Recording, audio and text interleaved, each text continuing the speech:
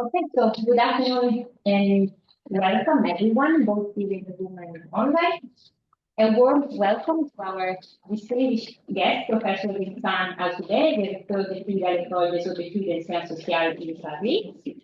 Professor Giorgia will properly introduce him in a while. For now, just a few introductory remarks on my end to illustrate the framework of this conference, which is part of the initiatives of a research project named Sites of Greek History, Monuments, Spaces, Borders.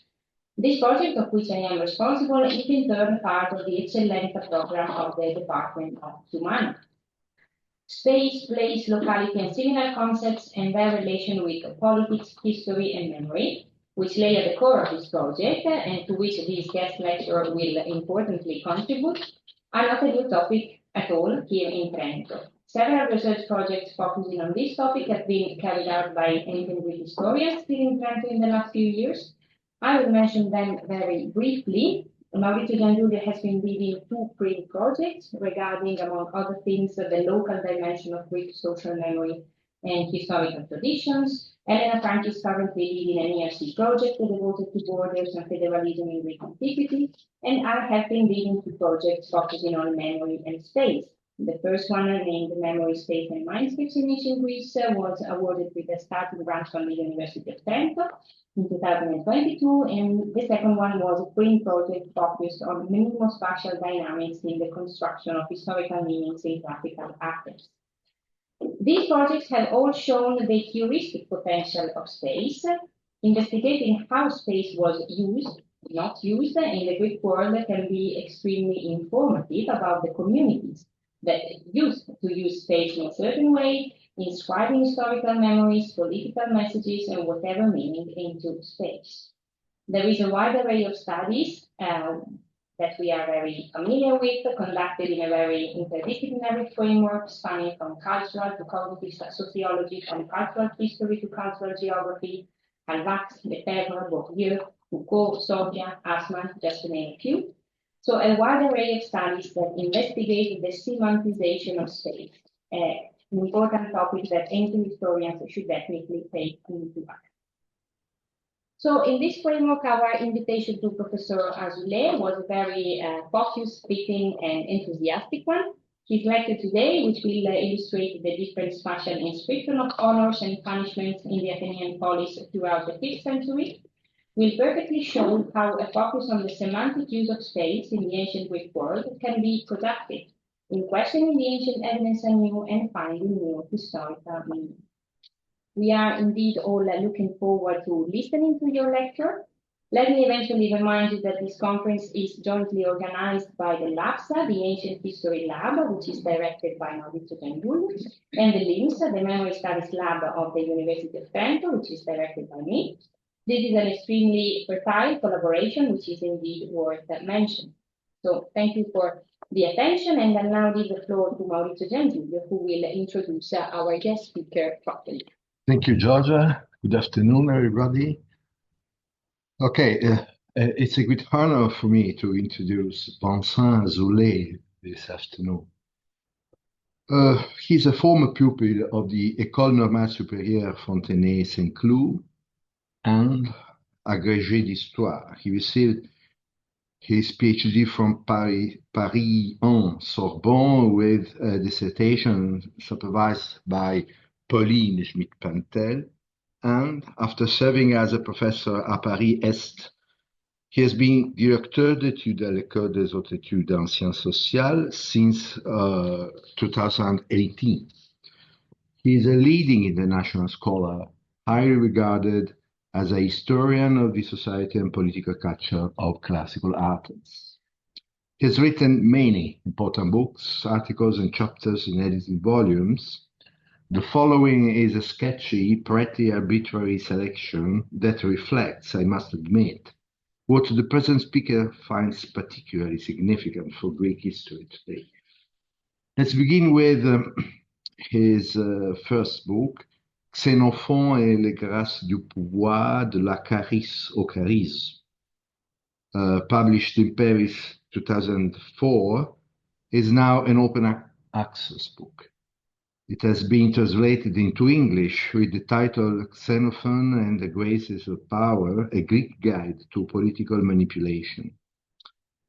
I think that it's a groundbreaking study, notably insightful and wide-ranging at the same time, which results in a cross-cutting model of charismatic domination, flourishing outside legal frameworks at the intersection of practices and emotions. And it's also a contribution to a reassessment of Max Weber's model of charismatic power. And after Xenophon, Pericles. Périclès, la démocratie à l'épreuve du grand homme, Paris, 2010. Second enlarged edition, 2016. It has been translated into English at Princeton, Pericles of Athens, and then into modern Greek, Chinese, and Italian, Pericle, Torino, Einaudi 2017. This is a masterful book that explores Pericles through a refined analysis of the different images of him constructed by the ancients and the moderns. We should take into account now les tyrannies d'Athènes, vie et mort de deux statues, Paris 2014. In English, The Tyrant Slayers of Ancient Athens, A Tale of Two Statues, Oxford 2017, which is a deft study, I think, of the political and symbolic significance of material objects, especially statues, in the context of what we could call the cultural memory of the Greeks up to Hellenism and of the moderns as well. And also Athènes 403, Une histoire chorale, a book written together with Paulin Ismar, Paris 2020, translated into English as Athens 403 BC, A Democracy in Crisis, Cambridge 2025, and also into Italian, Atene 403, Una storia corale, Torino, Einaudi 2025. We have before us a fascinating, truly innovative study in full dialogue with social sciences, and also brimming with historical imagination, aimed to understand how democracy breaks and political community, after collapsing, reassembles itself. Each of the chapters of the book begins with a single individual, a single person, among which well-known politicians are found, of course, as well as a priestess of Athena, a hard worker, and a slave from Thrace. In addition, Vincent Azoulay was one of the editors of Le Banquet de Pauline Schmidt-Pantel, Genre, Mœurs et Politique dans l'Antiquité grecque et romaine, a notable volume that defiantly gives full justice to the magisterial scientific legacy of Pauline Schmidt-Pantel. Among the articles and chapters in edited volumes by Vincent, if I may, I would mention especially Rethinking the Political in Ancient Greece and Repoliticizing the Ancient Greek City 30 years later, both published in Annals 2014. Annals number 69. And I would mention also Le lieu du politique dans l'Athènes classique, entre structure institutionnelle, idéologie civique et pratique sociale, again co-authored with Paul Ismar, and published in a book edited by Pauline Schmidt-Pantel and François de Polignac about Athènes et les politiques. Dans le SiGrH de Claude Mossé, c'est un homme, it's an important name. Please note also l'espace public et la cité grecque. And then du paradigme du don à une anthropologie pragmatique de la valeur, et le charisme wébérien à l'épreuve du monde grec, plaidoyer pour un ajustement réciproque. In short, we see at work in a thick, intertwined dialogue, classical sources and other unwritten documents from Greece, from statues to ceramics and public spaces, and ancient and modern historiography, anthropology of politics and of collective behavior, sociology and philosophy, history of political thought, cultural history. One probably could recognize the traces left by Vernon, Vidal-Naquet, and Claude Mossé, which in turn Pauline Schmidt-Pantel collected and reinterpreted. But the tone of the dialogue is admirably set by Vincent Azoulay. And now the floor is his. Thank you, Maurizio. Just to use the PowerPoint more efficiently.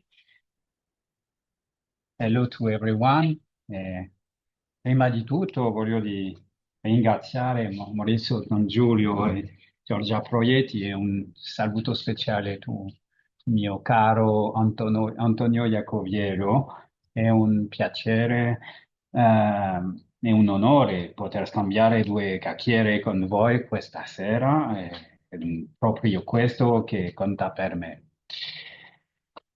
Let me switch to English, even if I won't be able to make jokes as I do usually in French. So I'm sorry, but I will have to read, not to lose myself in the text. So it's a pity, but I think it's better for you maybe if I speak in English than in French, for most of you. So so sorry for that, because I would have liked to speak really in Italiano, but you will be able to ask your question in Italian. It's not a problem for me, but to speak is another matter. So I would like to begin this lecture by stating a position that I will unfortunately not have time to explore in depth. Athenian democracy is, for me, fundamentally characterized by the way in which the demos, the people, use honors and punishments, time and timoria, to control and to tame the socio-political elite. I would add immediately here that this emphasis on honors and punishments in the definition of democracy is not a fantasy on my part, but is rooted in an emic Athenian conception, which is set out in black and white in an extraordinary passage from Demosthenes in the Against Leptinus in the middle of the 4th century BC.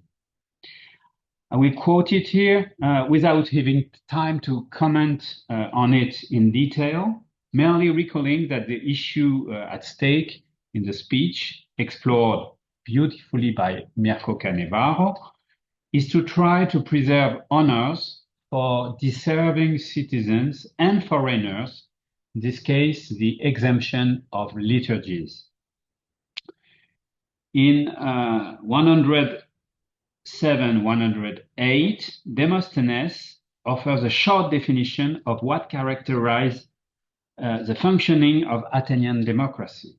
contrasting it with the Spartan oligarchic regime and the Theban politeia.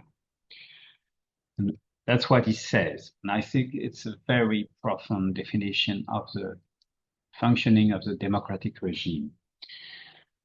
Maybe better than the one of Aristotle. It's another matter. So at Sparta, the prize for excellence is to win control over the community along with one's equals. In our city, Athens, the people have control, and there are curses, laws, and safeguards, phylakai, to prevent anyone else from seizing power. There are also crowns, exemptions, dining rights, and similar honors that any good man might win. These two practices are correct, the Spartan and the Athenian ones. Both there and ours. Why? Because in an oligarchy, the fact that all the leaders of the community have an equal share creates unanimity among them, and in democracies, the competition among good men to win prizes awarded by the people protects liberty. This passage contains, condensed in a few sentences, a very short democratic treatise in which Demosthenes contrasts the functioning of democracies with that of oligarchies. Let's break it down. The Spartan, and specifically the Council of Elders, the Gerousia, are presented as a tight community of active participants.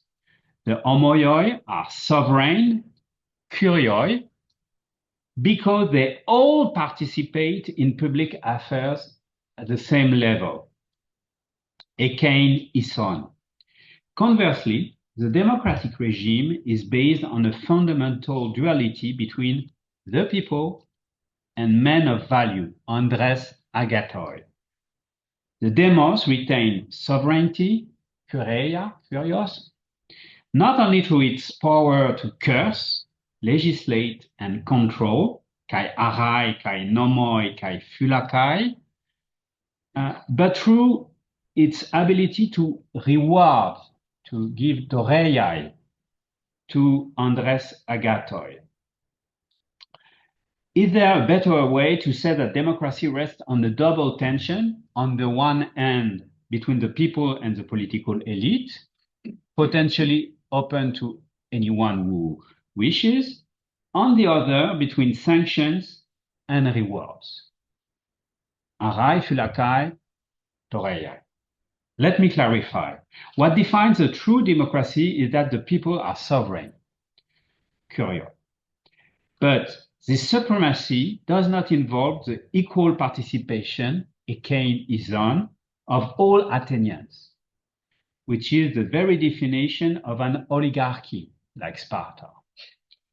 Democratic sovereignty is indeed exercised in two ways. On the one hand, the people, the demos, strive to prevent oligarchic drifts, literally, so that no one else is sovereign. Opos medeis alos kurios genesetai. How? By controlling the law-making process, nomoi, and by keeping watch, phylakai, over politicians. These phylakai, these controls, are implemented. I won't read this slide, but implemented through both formal judicial procedures, atunai, epikeirotoniaton arkon, graphai paranomon, eisangeliai. So formal means and informal ones also. Comic attacks, loidoria, rumors. These checks can lead to radical exclusion from the community. Curses, arai, hang over the heads of orators as soon as they speak in the assembly. I won't read also this one, just to explain what is phylakai and arai in the Demosthenes text. On the other hand, the people seek to involve a small but valiant elite, here good men, andres agatoi, ready to defend the collective freedom. How do they do this? By granting them rewards, doreiai or dorer, And Demosthenes insists on this aspect all the more because the judicial conflict at stake precisely is about the question of honors and their stability over time. That's the main topic of the against leftiness. So what defines a true democracy is therefore a double popular monopoly. On the one hand, as expected, that of legislative deliberation and the creation of norms, normoi, psephizmata, things that you know.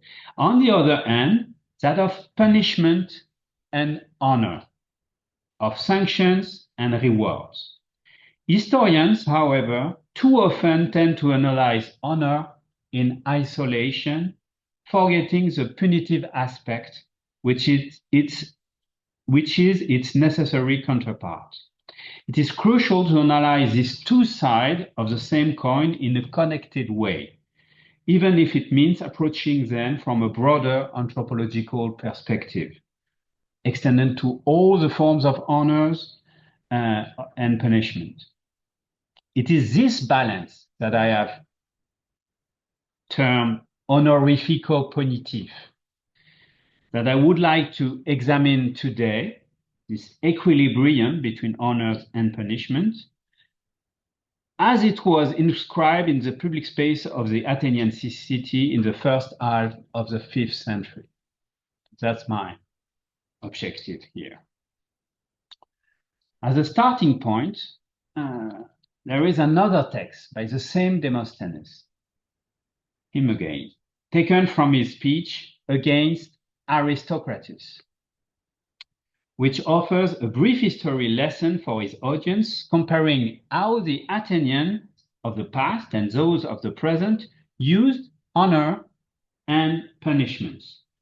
The paragraph, so 196-99, address the questions of honors. I won't have the time to read it all, but just to summarize, according to this rather dubious interpretation of Athenian history, but I will come to this later, the generals of the 5th century were content to exercise power without requesting additional honors.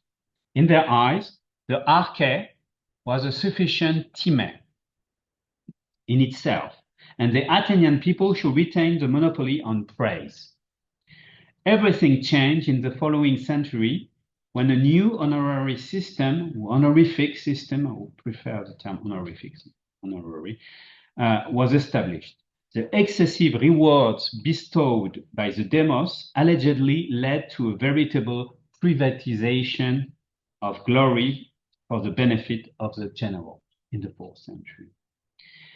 Demosthenes then addresses the punitive side of the Athenian system, recalling the good old days when the people condemned shamelessly, in contrast to the culpable laxity shown by the Athenians of his days. Demosthenes, I won't read also, but you have that sous les yeux. Demosthenes once again contrasts without nuance the democracy of the ancestors, where punishments were as numerous as they were terrifying, with the current decline marked by the continuous deflation of sanctions. We know too well the story, so often repeated throughout history. Most of the guilty men are now acquitted, and even in case they are convicted, they are condemned to too mild punishments. We hear that all days now, nowadays in France, and I think also in Italy. Reading this epilogue, a clear evolution emerges, embodied by the name of Themistocles, Cimon, and Miltiades. The democracy of the ancestors punished the guilty severely and honored deserving magistrates only modestly. Conversely, in Demosthenes' times, the Athenians estimate etimesate the penalties too low, while allowing the honors to rise too high. such as the incredible privilege that Aristocrates wishes to grant to the despicable Charidemus, which is the topics of the speech. It is as beautiful as Demosthenes, but we must not allow ourselves to be hypnotized by this smart rhetoric and its polarities that are too good to be true. While it reflects the way in which Attic orators, in their own way, shaped the history of the city, this passage raises questions. What I would like to show tonight is that its largely erroneous content can in fact be explained by the differential inscription of honors and punishments in the Athenian public space in the first half of 5th century BC. So that's my goal. Let us begin with punishment, and by highlighting a remarkable fact that is rarely mentioned. Until the 430s, the number of known legal action against Athenian politicians could be counted on one hand. Admittedly, it all began with great fanfare, shortly before the Greco-Persian Wars. Miltiades was brought to trial for the first time around 493 for establishing a tyranny in Chersonesus. Then, after participating in the victory at Marathon against the Persian in 490, he was prosecuted again the following year in 489 after his ill-fated expedition against Paros. Wounded in the knee, he was unable to plead his own case and, defended by his friends, was sentenced to a colossal fine of 50 talents, and he died in prison, as you may know. However, while this case is spectacular, it was a tree that hid the forest, or rather, the absence of punitive forest in Athens. In fact, there are hardly any other proven convictions of politicians before the outbreak of the Peloponnesian War, almost 60 years later. The first case, and we'll come back to this case later, is a trial for treason, prodosia, of Hipparchus, son of Carmos, who was ostracized, then recalled a few years later, and then again tried and convicted. However, nothing is known about the case that led to his conviction, and some historians now doubt its veracity. We have more solid documentary evidence in the case of Themistocles. Shortly after being ostracized in 471, he was accused of treason because of his proven links with the Spartan regent Pausanias, and sentenced to death in absentia. Timon is not a good case because he has been tried, but he's acquitted. So we can't speak of this case in that matter because there was no conviction. And the last known conviction before the Peloponnesian War was in the 440s, the 10 treasurers of the Delian League, the Hellenotamiae, that were prosecuted for embezzlement, tried one by one, and 9 of them executed. That's it. That's only 4 cases for more than 70 years. Another surprising fact should be noted here. Ephialtes' famous reform seems to have had no tangible effect on the city's judicial activity for nearly 30 years. Great reforms of Ephialtes, which gives to the people the power to do justice. the popular courts. And the introduction of the mistos for the dicastai in the mid-5th century doesn't change anything at this situation. I won't dwell, we can speak about that later in the discussion. I just, to explain it, we can, with Ed Harris, call for a sociological explanation, a sort of gentleman's agreement, because there is no public minister, there's no prosecutor, public prosecutor in Athens. If you want to have some trials, you have to have some member of the elite attacking another member of the elite.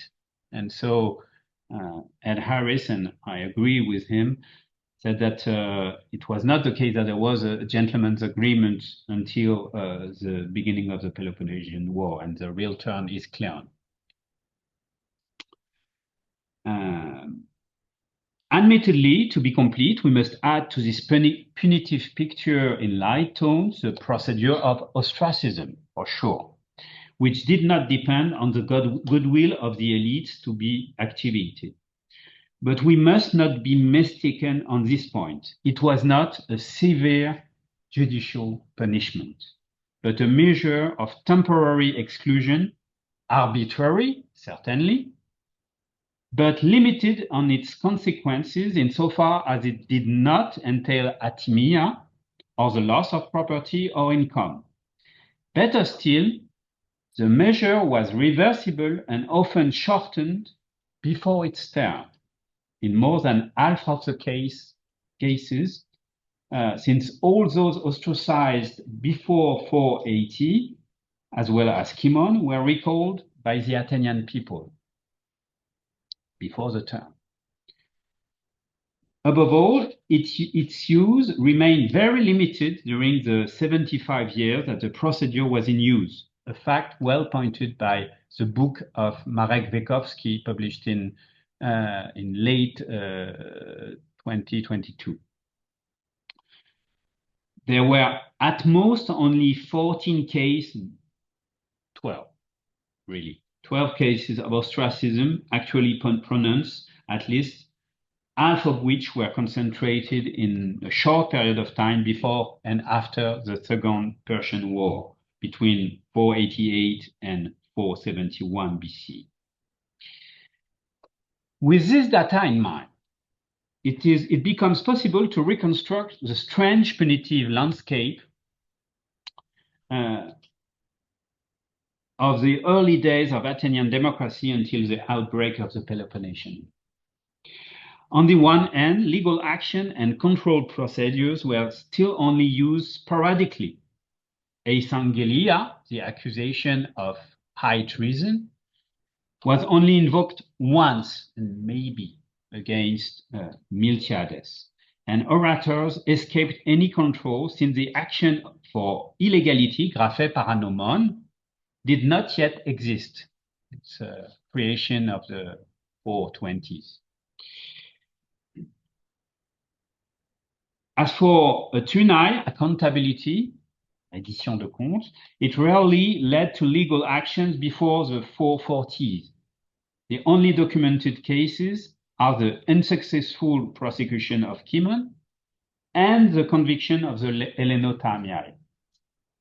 Finally, by its very nature and frequency of use, ostracism was never a repressive tool per se, but rather a means of domesticating the Athenian political elite. On the other hand, this rare prosecution resulted in spectacular punishment. Firstly, in terms of substance, Miltiades was fined with a 50 talents sentences and thrown into prison to force him to pay his debt.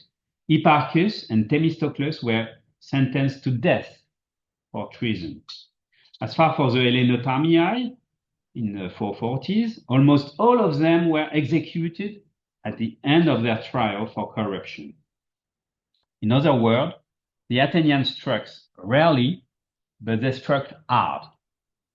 Next, in terms of form, and that really matters for me tonight, it is important to emphasize the prominence given to the rare punishments administered by the city. This applies to ostracism, whose impact, even sporadic and limited, has resonated until to this day. When it was activated, this procedure brought together a large crowd that conjured up the fear of tyranny in a spectacular ritual of exclusion. Even citizens who were not particularly involved in the political life in the city, as the illiterate peasant who, according to Plutarch, asked Aristides to write his name on his clay tablet without knowing it was Aristides. It's a picture of this famous Plutarch scene, which will be the cover of my future book to be published in March on ostracism. It's just a teasing. The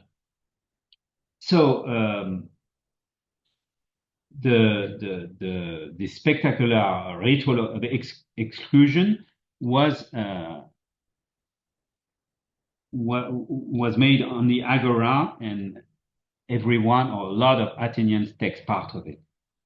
But this advertising dimensions applies above all to punishments for treason, commemorated by inscription placed in strategic location throughout the city, most of which date back to the first half of the 5th century BC, whether they target the iniquity of tyrants, the supporter of Isagoras, Artemios of Zeleia, and more broadly traitors and sacrilegious individuals.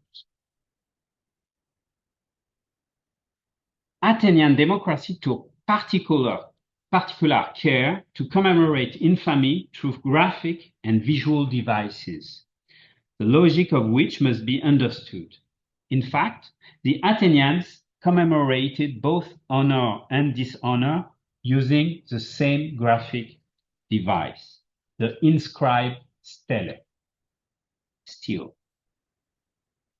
For in a democratic city, public writing was not only intended to distinguish citizens, but could just as easily discredit them, as Jean-Marie Bertrand rightly pointed out in his time, in his book. According to the Suda, the verb stelizein, to erect a stele, originally even meant to mark with infamy, and to inscribe on a stele as the same. Subjected to stellitosis, the solemn publication, a convicted person was commonly referred to as stellites. Jean-Marie Bertrand goes even further. According to him, the honorific capacity of the stele seems to have been considered in this tradition as entirely secondary to its stigmatizing function. In other words, the stele was first horrific before it became honorific. Who were the individuals targeted by these stigmatizing inscriptions? Although sources are sparse, it's possible to distinguish several categories of infamous men, of stellitae, and beyond that, different categories of horrific stelae. The first category, undoubtedly the largest in terms of numbers, consists of debtors, public debtors, ophelointes or ophiscanontes to demosio. These were mainly Athenians who had been hit with heavy fine in a lawsuit and were unable to pay it back on time, even after a stint in prison.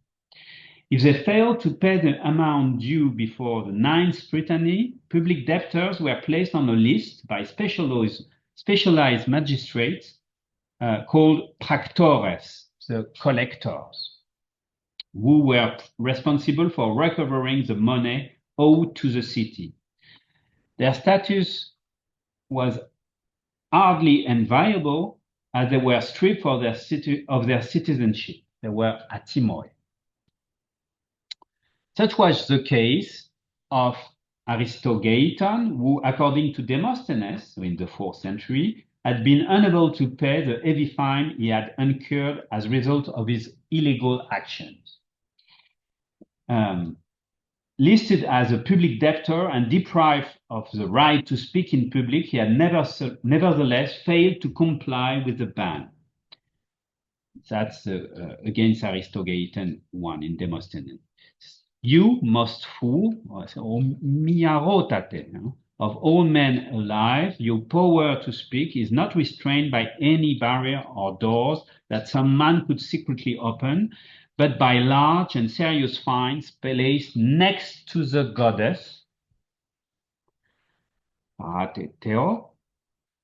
and you force your ways in and enter places from which the laws exclude you. He's a debtor, but he's atimos, but he doesn't take it into account. He still speaks. This list of debtors was therefore placed beside the goddess. That is, now we'll comment that later on also, on the Acropolis in close proximity to the statue of Athena Promachos, which towered over the sacred hill. And it was probably, yes, it was as huge as that. I'll come back to this later. And it was probably already the case in the first half of the 5th century, since the statue was erected after Marathon or after the Eurymedon's battle in the beginning of the 460s BC. Another speech by Demosthenes, the Against Theocrines, refers to the debtors of the treasury as those who are inscribed on the Acropolis, and Acropolei gegramenoi. Let us note for now the strange proximity between the goddess and the infamous list of public debtors, Aristogeiton being described as supreme stain, niarotatos, a description with religious connotation. I will come to that later. This list of names was written on a wooden tablet, sanis, as Demosthenes explains a little further on in the same speech, and that's the passage you have under the eyes. The laws according to which all debtors are recorded are equivalent to the contract according to which Aristogeiton owes money to the city, and the stone marker, the oros, is the board placed, the sanis, placed next to the goddess. The choice of material, perishable and erasable, wooden tablets, sanis, is significant. Although debtors to the treasury were indeed degraded men, atimoi, stigmatized as such, they were not condemned to remain so forever. Their names were erased once they had repaid their debts. This possibility of rehabilitation radically distinguished them, debtors, for other category of stelitai, whose names were permanently inscribed not on a wooden tablet, but on marble or bronze stelae. It is the case for the second category, formed by our impious and sacrilegious men, aliteiroi, but it is only as attested after 415. So I won't speak about this category. And so I will only speak about the third, which will be the second one here, category of stelitai. Tyrants would be tyrants and traitors. This category is particularly characteristic of the late 6th and early 5th century BC. According to Thucydides, the names of the former tyrants of Athens were inscribed on a separate stele. To establish that Hippias was the true tyrant of the city at the time of his brother Hipparchus was assassinated by Harmodius and Aristogeiton, who were then reduced to the status of common murderers. That's the operation of Thucydides, to say that the tyrannicides are just common murderers because they kill not a tyrant, but a private person. So they're just murderers.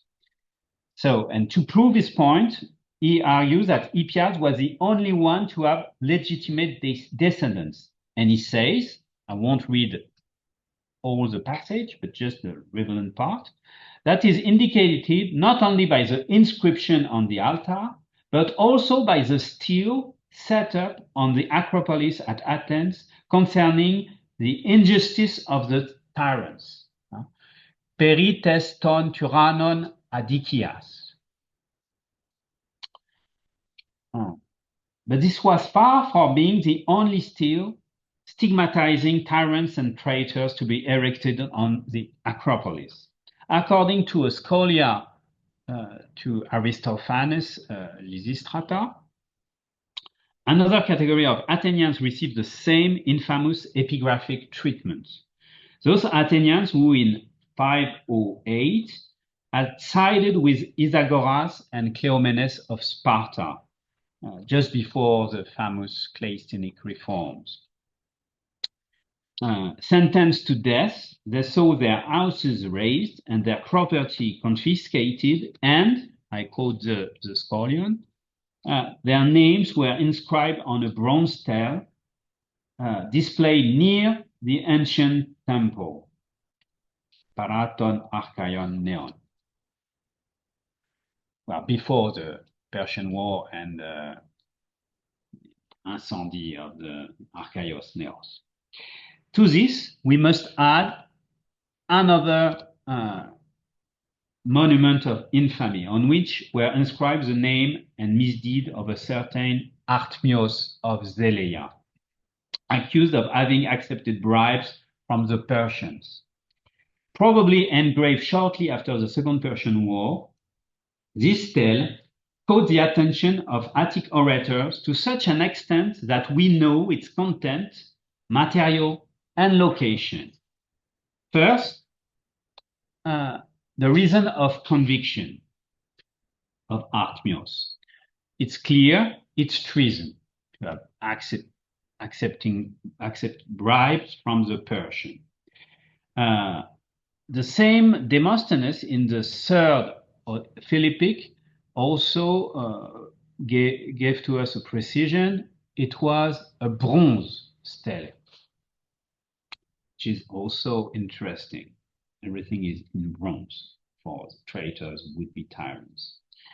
And he specifies also in the third Philippic the type, the category of the sentence. It's a sentence of atimia. But he precised that Artemios is a foreigner, so it can't be the expulsion of the citizenship. He is not a citizen.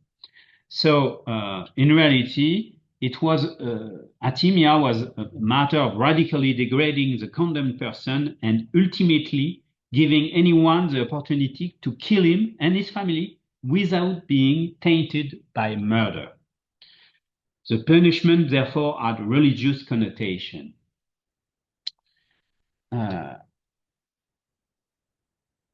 And we have this passage of on the embassy of Demosthenes, which should make an important precision on the location of the stele. So we'll read it because it's really interesting. That's true by Zeus, but the inscription you are talking about is just standing there in some random place. But no, it's not. Even though the entire area of our Acropolis over there is sacred and covers a vast open space, the inscription stands to the right of the great bronze Athena that the city erected with donation from the Greeks as a trophy of war against the barbarians. At that time, such was the respect for justice and the point of honor and Timon in punishing such convicts that the trophy Aristeia, of the goddess, and the punishments of such criminals had to be in the same place. Nowadays, however, it is laughter, impunity, infamy, unless you put an end to this laxity today. The location of the stele is therefore no coincidence.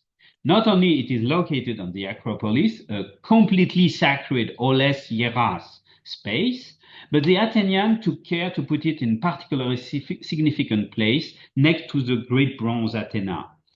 That is the huge statue of Athena that we already have spoken about. And now it's not AI, but the coins, which represented the massive statue of Athena Promachos in the Acropolis, on the Acropolis. So the Athenian, the great bronze Athena, where the wooden tablets inscribed with the names of the public debtors were put. I just add that this statue became one of the symbols of the Acropolis, along with the Parthenon, built a little later, and was visible, as you know, maybe, even from the Cape Sunion, 50 kilometers from there, in Linea d'Aria, à vol d'oiseau, according to Pausanias in Roman times. Beyond its spectacular size, it is above all its significance that matters.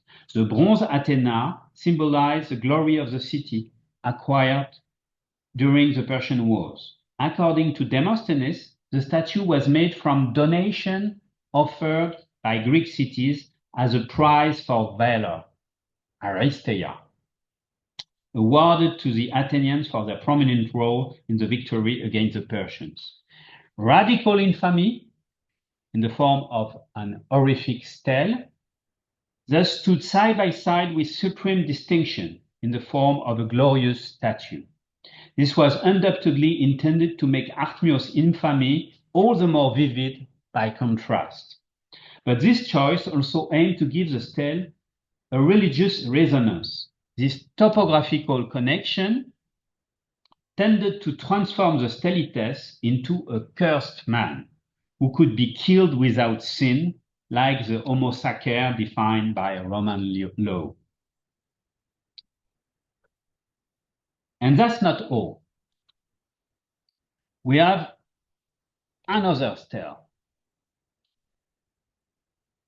on the Acropolis at the same place. According to the speaker Lycurgus in the 4th century BC, the 330s.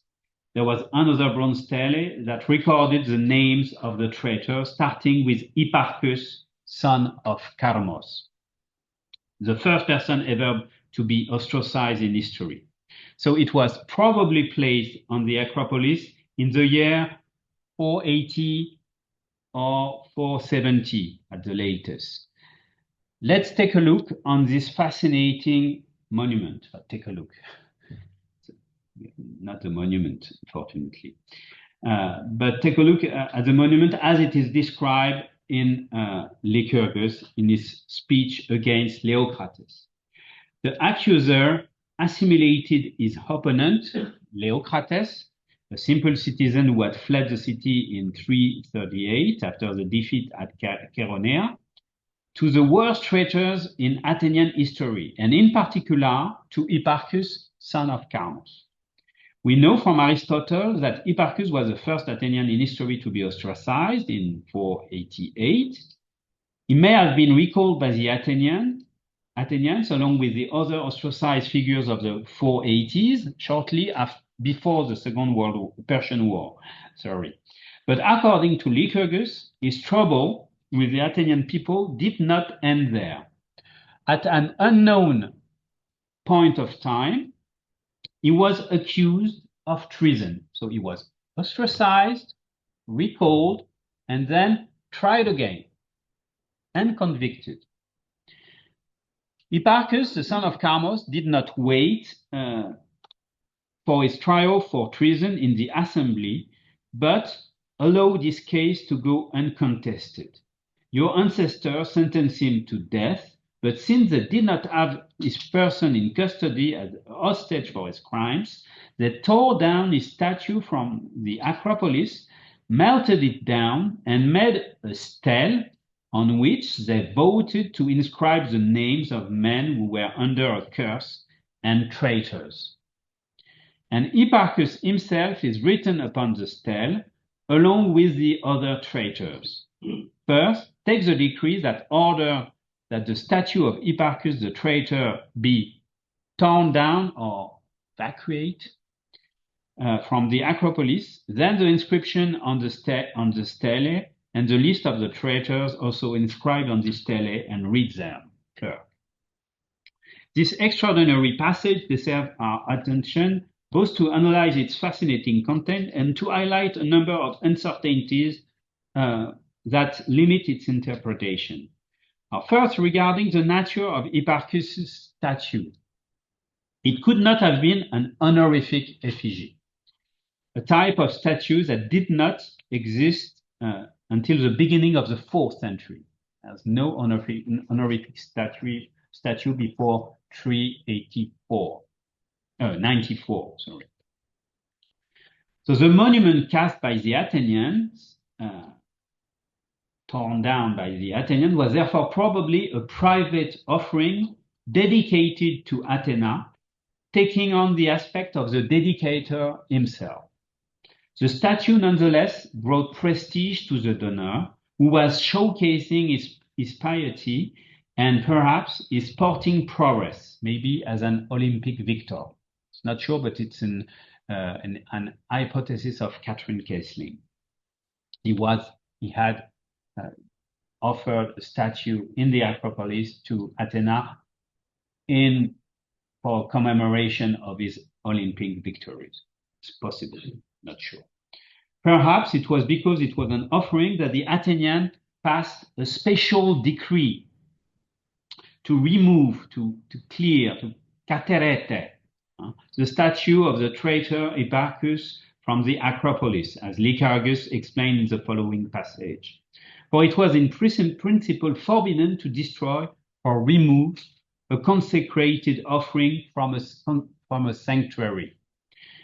To get around this obstacle, the interdiction to dispose of offering in sanctuary, the Athenians had two solutions: to bury damaged offering, for example, all the offering destroyed by the Persians in 480 that were put in the Persian deposit, their Perserschütt, you may know, or to transform them, as Androtion has done for the scandal of Demosthenes,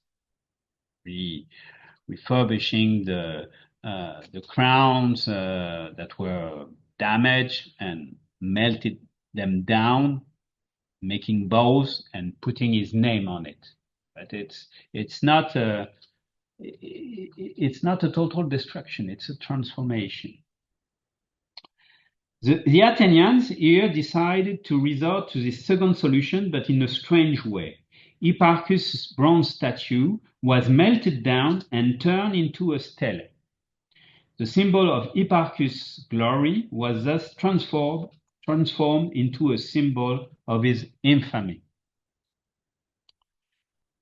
With this radical gesture, the Athenians turned an individual self-celebration into a collective symbol of dishonor.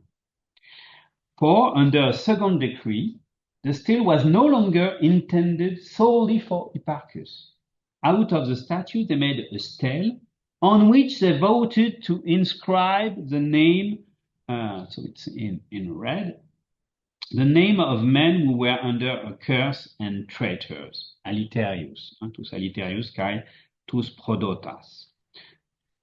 Although this new stele was made of a durable bronze, it was destined to change over time, as it would be inscribed with the name of future traitors and sacrilegious individuals following in the footsteps of Hipparchus, who coincidentally, bore the same name as the tyrant assassinated by the tyrannicides. One final question remains. How did this tale fit with all the other on the Acropolis? The other that we have seen. Should we imagine that the Athenians compiled the name already present on the other stele of infamy to end up erecting a single stele condemning traitors, tyrants, and would-be tyrants? This is unlikely, given that at the end of the 5th century, new steles of infamy are known, specifically targeting the oligarchs responsible for the overthrow of democracy in 411 and 404. One thing is certain, however. During the classical period, the Athenians used multiple inscribed steles to preserve the memory of both benefactors and infamous men in a closely connected manner and under the gaze of the goddess Athena. At the end of this inventory, it is necessary to restore a multitude of bronze stelae erected on the Acropolis, which preserve the memory of traitors, tyrants, and/or oligarchs. It was synonyms at that time. Added to these were wooden tablets proclaiming the temporary degradations of debtors to the treasury, which were regularly updated and embodied a kind of daily infamy.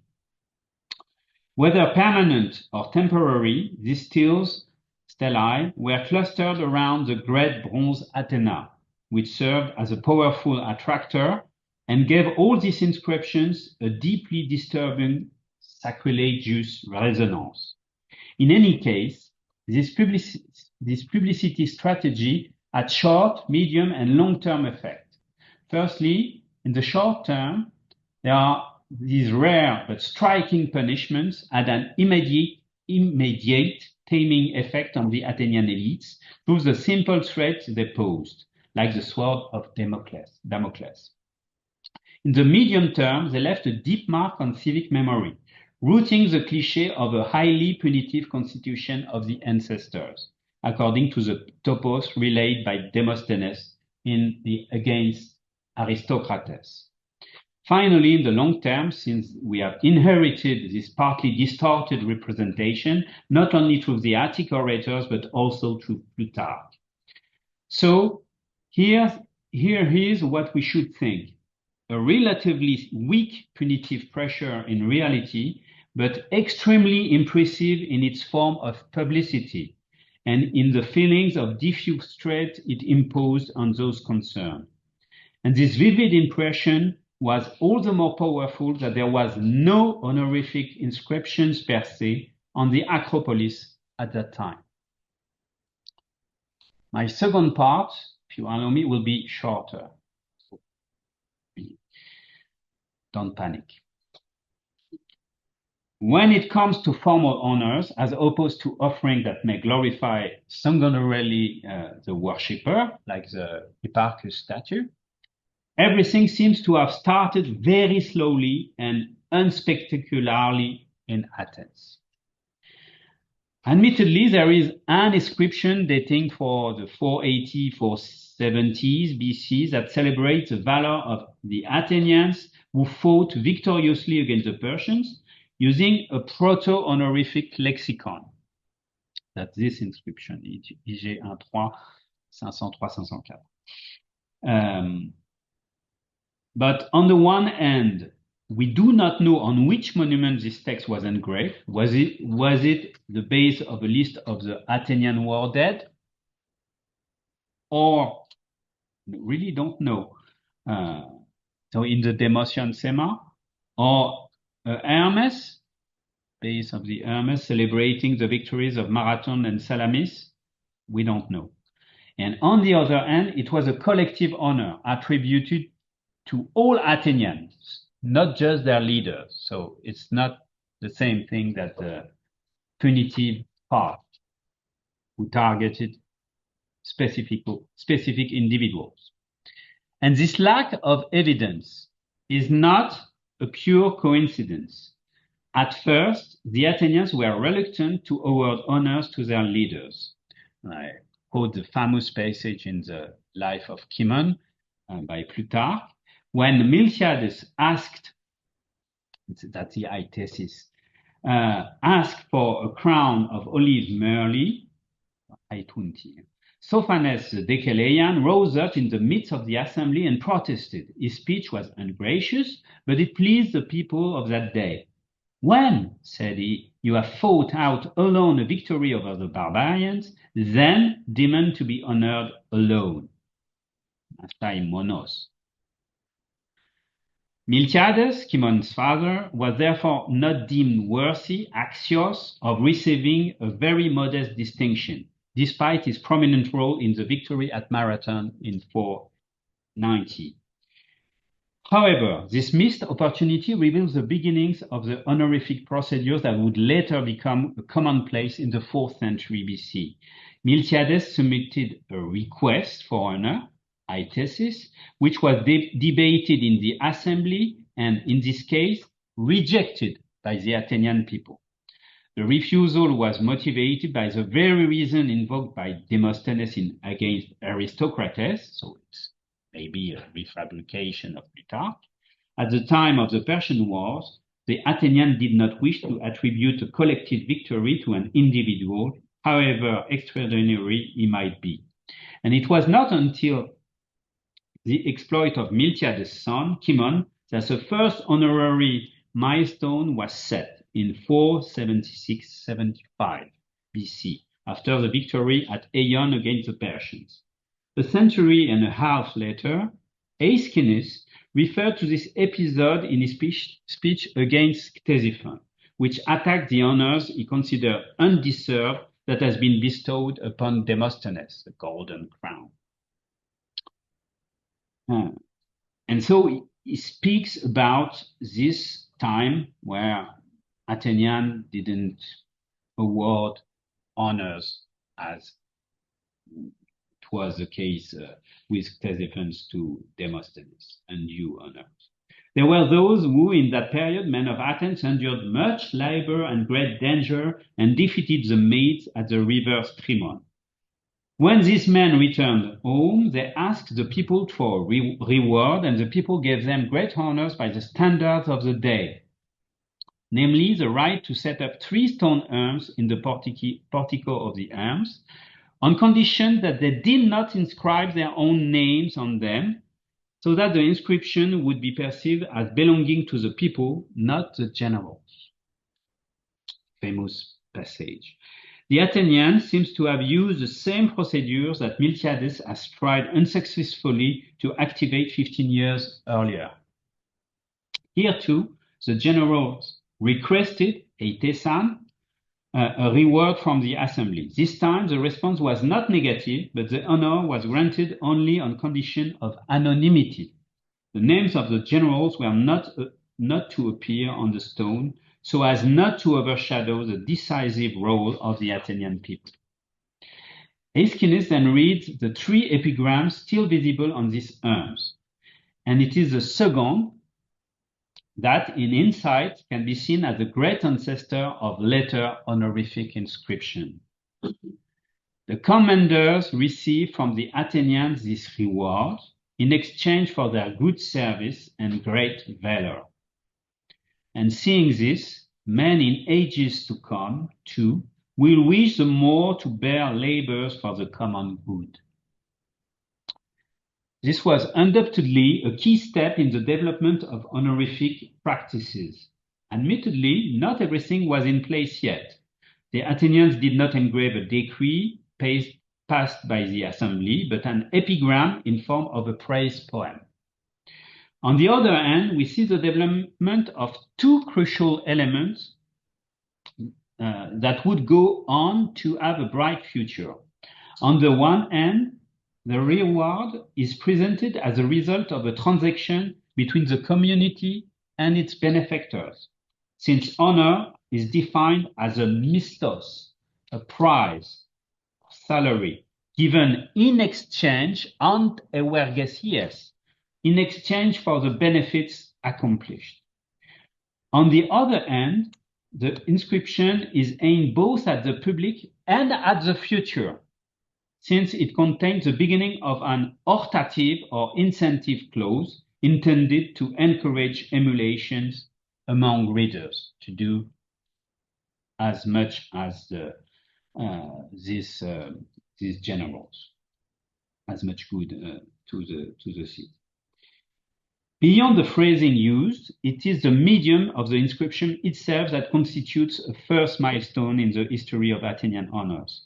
These quadrangular Hermaic pillars, bearing inscriptions facing outwards, are in a way the ancestor of the honorific stele, also composed of an inscription surmounted by an image on the pediment. And we may have, not sure, we may have a representation of this monument in this painting of the pan painter who liked to make references to the topography of the Athenian public space. The pan painter is quite fascinating because he is doing things like anyone else. The famous representation of maybe an ostracism, maybe a sacrifice, it's the pan painter, of course. Beyond this complex genealogy, the erection of the Hermès of Eion allows us to draw some more general conclusions. First of all, these early honorific inscriptions were themselves preceded by honorific epigraphy. See, it's much later, and it's not a stele of the moment. The first steles erected on the Acropolis displayed the name of traitors and tyrants in bold letters, rather than those of the city's benefactors. Above all, the honors engraved on these Hermaic pillars, placed in the agora, were so impersonal that they seem to validate the austere representation given by Demosthenes in his speech against Aristocrates. In the Athens of Miltiades, Themistocles, and Cimon, there seems to have been little room for individual rewards. And this parsimony, this honorific parsimony, lasted until the time of Pericles, since even the general, famous general, according to the orator Lycurgus, 4th century BC, was gratified only very modestly for all his actions. You know maybe this famous passage. Pericles, after capturing Samos and Eubea and Aegina, building the Propylea, the Odeon, and the Hecatompedon, that's the Parthenon, and depositing 10,000 talents of gold on the Acropolis, was crowned with an olive wreath. In fact, there are no known honorific decree recorded before the middle of the 5th century BC in Athens, and only at this time for the foreigners. Just put one of the oldest honorific decree of Proxeny here. Maybe there is one before, but 2 or 3 years before. It's really the mid-5th century, the first decree of Proxeny granted to foreigners, but by Athenians, and no honorific decrees for citizens until the late 5th century. And you see on this inscription, Proxenien should be put on the Acropolis on a marble stele. However, so there is a disparity here. But first thing, honors to just so that's why Demosthenes says what he says. But we have to also think the other side. There were honors, and honors could be granted without being inscribed or memorialized. And we have the proof of that for the proxenoi, because we know that Alexander of Macedon, Herodotus, and Archmios of Zelea, the one who becomes Stellites, were proxenoi of Athens. So in the 480s, probably, maybe before. So it is not because it's not inscribed that it doesn't exist. For foreigners, for citizens, and for generals, for sure, they didn't have the right to be celebrated as individuals on stelae. That's for sure. But there were different types of distinctions that could satisfy their need of honor, their philotimia. Liturgies, liturgical prizes, that's usually totally forgotten by a specialist of honorific practices, but it was the main way to procure honors to wealthy individuals and sometimes prominent politicians, as Themistocles, for instance, who won several victories as Choregos and put a tablet, a pinax, as offering in the Dionysos theater. And it was a way to celebrate for wealthy individuals to celebrate his power in front of all the Athenians. Beyond these quasi-official awards, like liturgical prizes, Athenian politicians had more indirect means to self-celebrate themselves at their disposal, starting from the beginning of the Greco-Persian Wars. For example, and you know well all these examples, so be quick, there was the possibility of making offering in Panhellenic sanctuary, as Miltiades and the famous helmet of Miltiades bearing his name at Olympia. So the individual glory of general could coexist in Panhellenic sanctuaries more or less harmoniously with the collective distinction of the Athenians. And Cimon, his son, the son of Miltiades, also commemorated his father's memory in Delphi, as you know, in the front of the Athenian treasure. Here, with an impressive group of statues in which Miltiades appeared alongside Athena and Apollo, and 10 other Athenian heroes from the past. Monument dedicated as the teeth on the spoils of Marathon in front of the treasure of the Athenians. And in Athens, more discreetly, in the painted portico in the Stoa Poikile, built on the initiative of one of his relatives, Paisianas, relatives of Cimon. Among the paintings on display to passers-by, one of the most famous depicted the Battle of Marathon, according to Pausanias' account. It featured both Theseus emerging from the ground, which was a way to make an allusion of the role of Cimon for repatriating the bones of the hero in the 470s, and Miltiades, which was represented in majesty in the battle with his names, maybe his names. There is a question about that, but let's put it this way.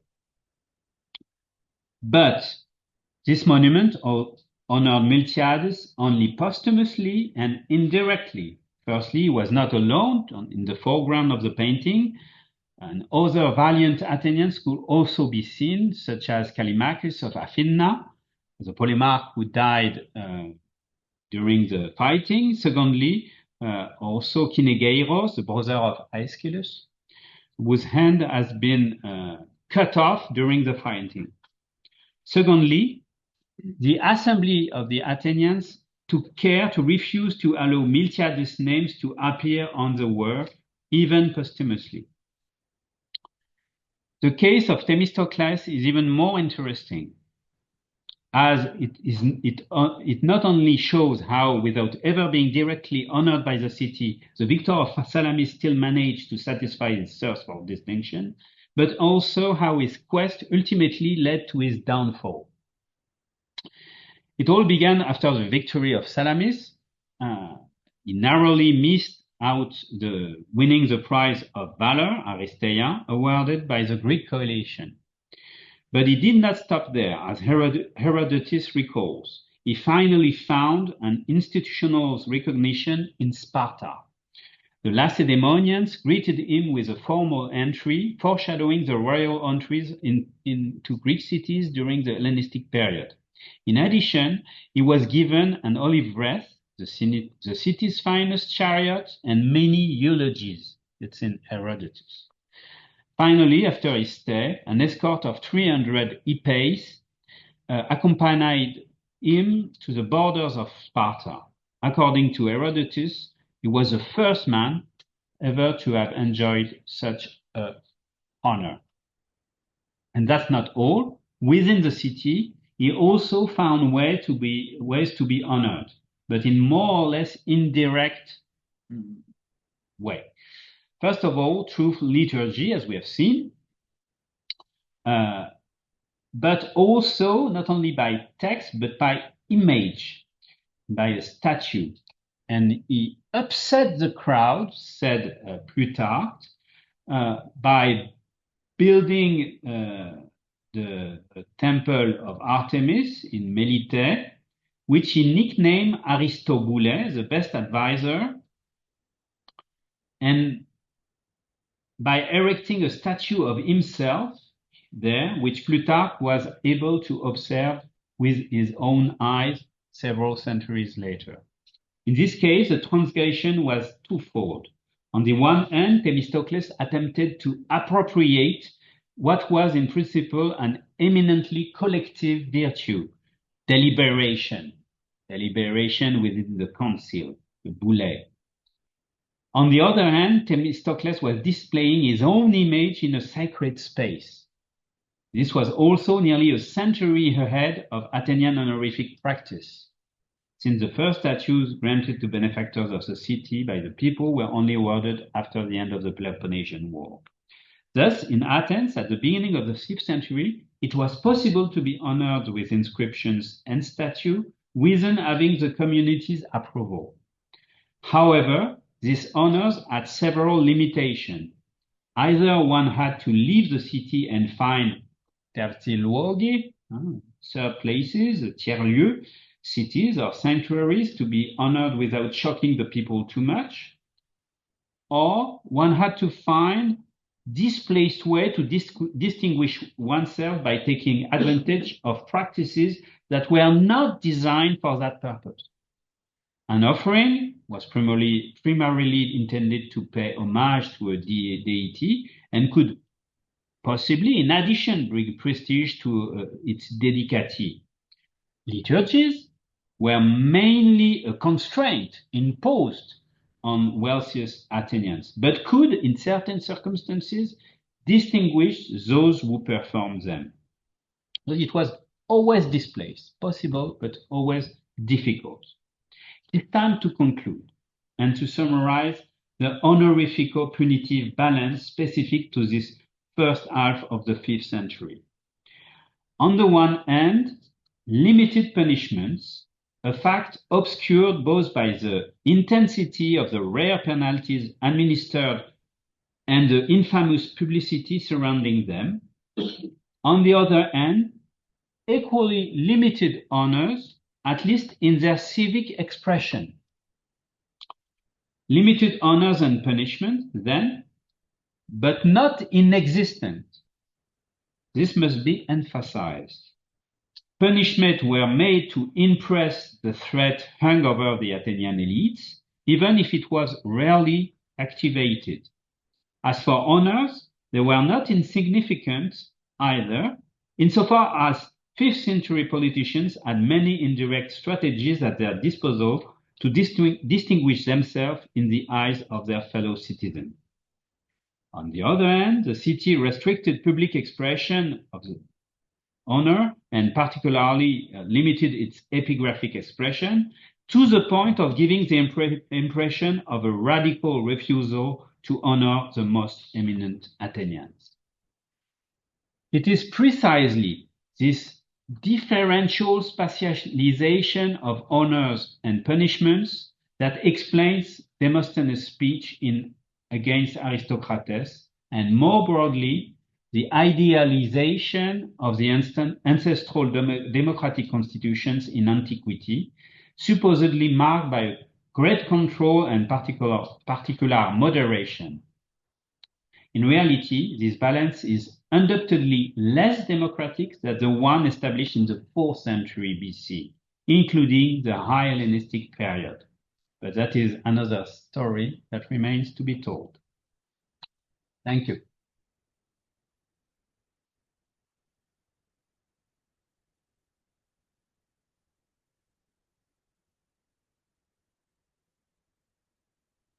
Thank you, Vincent, for this wonderful, insightful lecture. I think we have almost 20 minutes for questions, so I'll open the field for that, both here in the room and online. To the online audience, you can both raise your hand or text your question in the chat box. Okay, so first question by Antonio Iacoviello. Okay.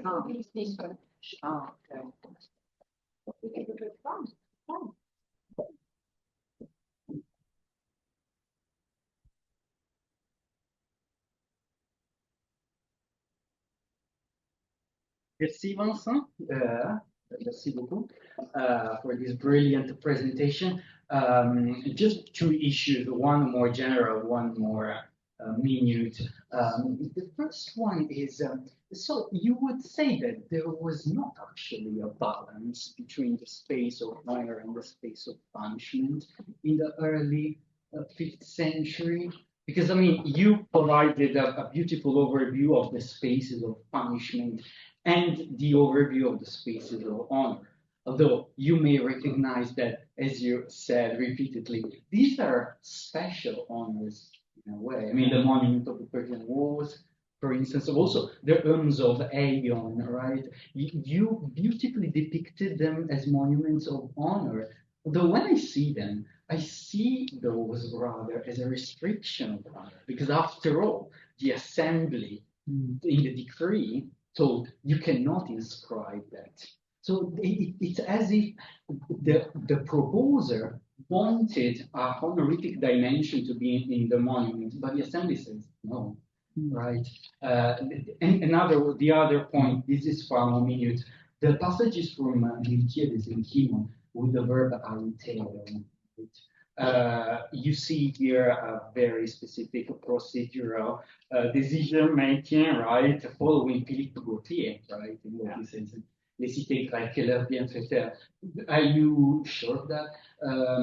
Sometimes, besides Plutarch, especially when the sources are the Attic orators, this is, of course, the procedure of aetesis, preliminary request for honors. I wonder if they're not projecting the reality of their own time to the 5th century, which makes the things a little bit muddled. Thank you very much. Thank you, Antonio, for these two great questions. For the first, you're really touching the main point. For me, there is a balance, but it's covered up by precisely the unbalance in epigraphic matter. But it's an equilibrium because there are very few honors and very few punishments. But the spatialization, the memorialization of honors and of punishments are very different.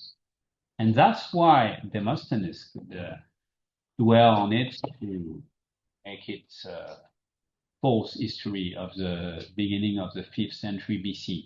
So for me, there is an equilibrium, but it's a masked one, covered one, because of the difference in the spatializations of honors and and memorialization of honors and punishment in the city.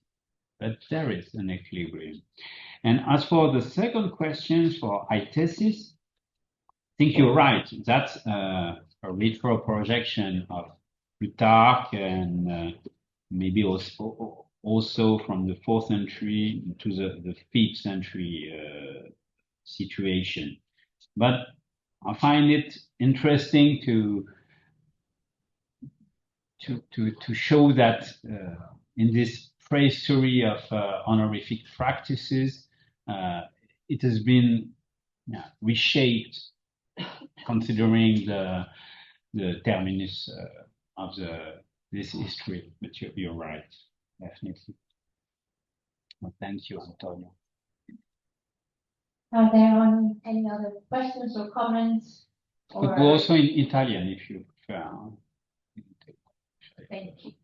Anche in italiano, studentesse e studenti, se volete intervenire o anche chiedere chiarimenti. Sì.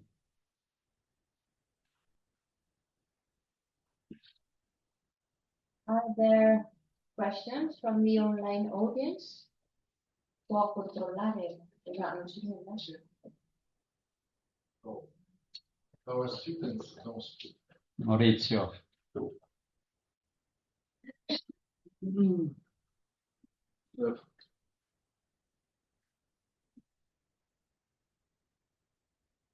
Let's take a quick remark on this extremely thought-provoking paper.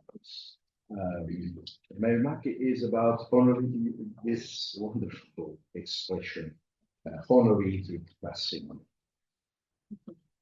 To put it bluntly, don't you think that it might depend to a certain extent also on how to say an habit, an attitude of self-restraint by the elites themselves? That's all. Thank you. No, I don't buy it. If you see the trajectory of Themistocles, is a wacko for honors. He is seeking honors all his life, and he succeeds in it. And I think that's the same for Miltiades. So I think that Demos puts restriction on this quest for this distinction, which is deeply rooted in archaic practices, I think, in a way. So I don't think it's a self-restraint. I think it's really the demos that tame the elite, even at this very early period. And Themistocles is quite fascinating. You can see that, and even his quest of honor is certainly at the root of his ostracization, of his ostracism.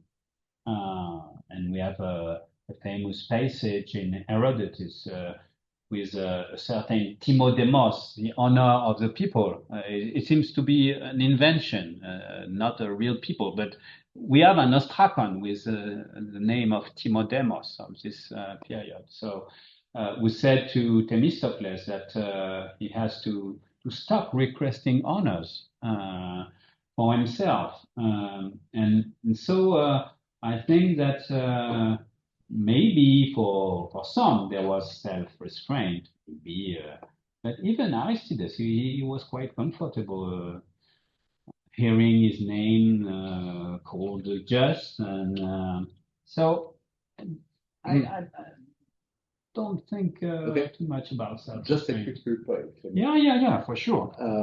The discussion. You are definitely right, I think, if we think that elite was Themistocles, Miltiades, in a way, Simon, but we know that elite was made by many other people. Yeah. And from this point of view, perhaps we should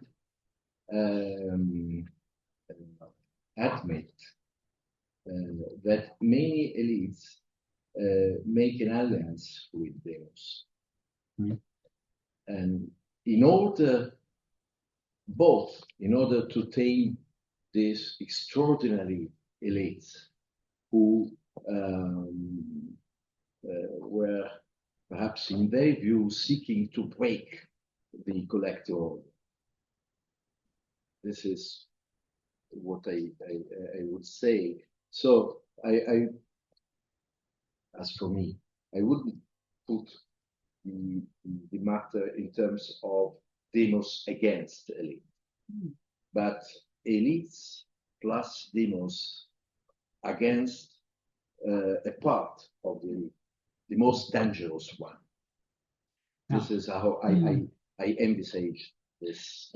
I think you're really right, but I will put it in a dynamic perspective. I think it's not always the same.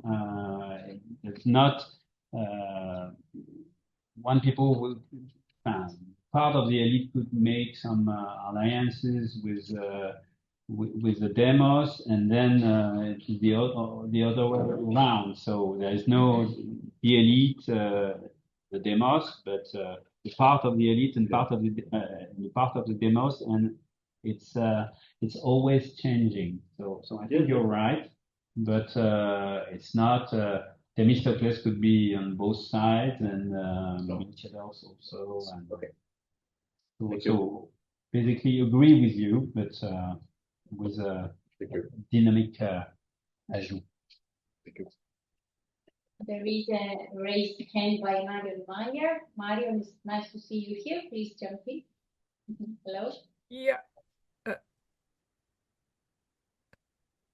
Oh, I'm trying to get my camera on, but somehow it doesn't work. Sì. Buonasera. It's so good to see you all.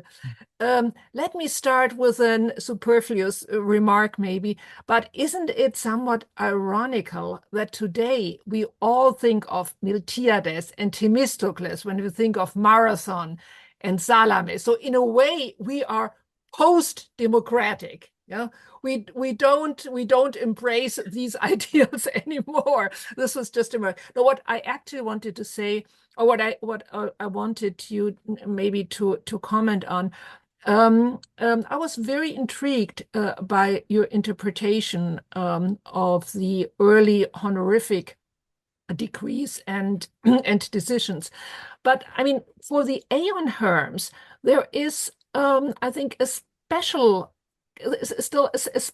thing, because these three Herms, the three inscriptions, they insert Chemon without naming him into a tradition. I mean, there is menestois, so there is what we would call history. There's the distant past, then there is the present, and then there is the epigram for the future.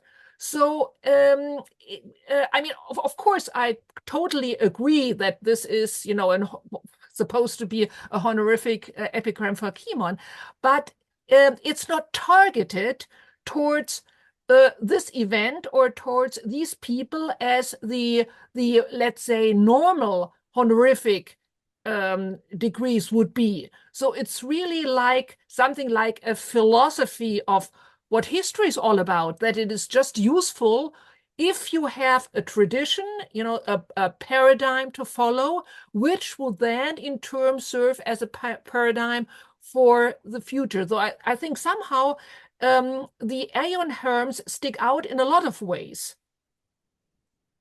Thank you. That's beautiful questions. And for the first remarks, I think it's very profound, because it turns out that the life of Plutarch's are only on 5th century generals, and only Demosthenes for the 4th. And if you think about Cornelius Nepos and it's very small biography of generals like Chabrias, Iphicrates, and the generals of the 4th century BC. So you're perfectly right. The sort of chiasm and the history told by Demosthenes is quite the opposite of the one we tell dwelling on Plutarch's and not on Cornelius Nepos, which is totally different matters. And so yes, we are post-democratic, and you're so right that I think the 4th century BC sees, contrary to what Demosthenes says, a form of dissemination of powers, of there is much more honors, but also much more punishment. And I have tried to tell that story. So it's another equilibrium, but with a punitive pressure that is extraordinary, and but not told by epigraphy. So, but we have the Attic orators to restore it with Demosthenes against Demosthenes. So that's for the first question. And I think your second remarks are also brilliant. And you're right. There is a way at this period to compare the generals, and sometimes it's also the story of Pericles. It makes a comparison between himself and Agamemnon. It tells that he takes Samos in 1 year, as contrary to Agamemnon, and this famous story in Plutarch. And so the past also offer a paradigm to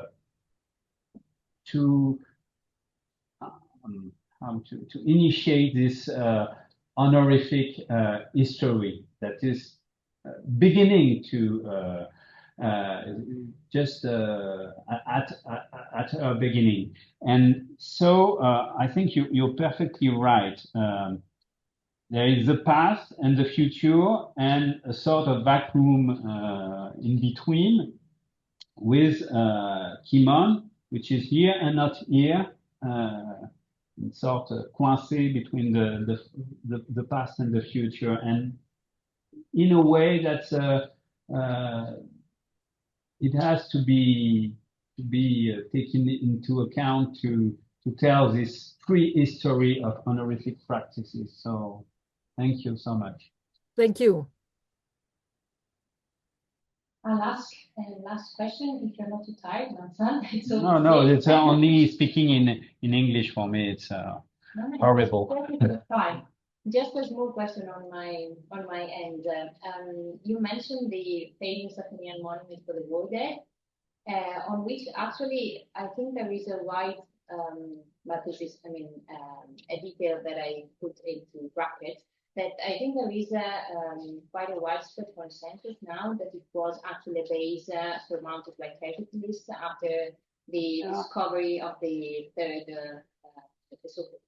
last seat.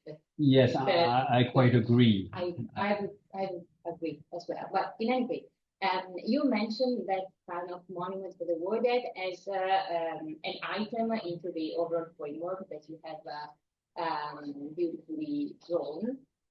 I'm not completely at ease with considering honors for the war dead and the commemoration of the war dead as a whole as part of this framework, because it seems to me that the civic honorific landscape of the war dead was somehow a kind of a dimension, an autonomous dimension, another kind of landscape which should be considered in its own right, with its own rules. War dead were, in the so-called Muslim Sema that you mentioned, were commemorated, honored, regardless of their individual behavior in battle. They were commemorated regardless of the outcome of the battle. So the dynamics between punishment and reward was not working in the within the dimension of the commemoration of the war dead. So I'd just like to know what you think about this. Thank you. Thank you, Georgia. I think you're perfectly right. I just wanted to be thorough in my quest for the early sign of honorific practices, but for me it's a whole different story. And I think you're perfectly right. But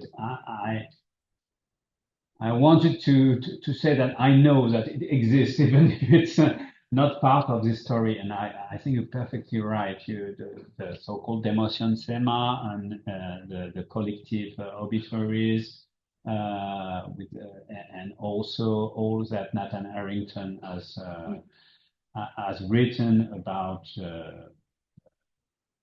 links with the way families also try to honor their dead in reaction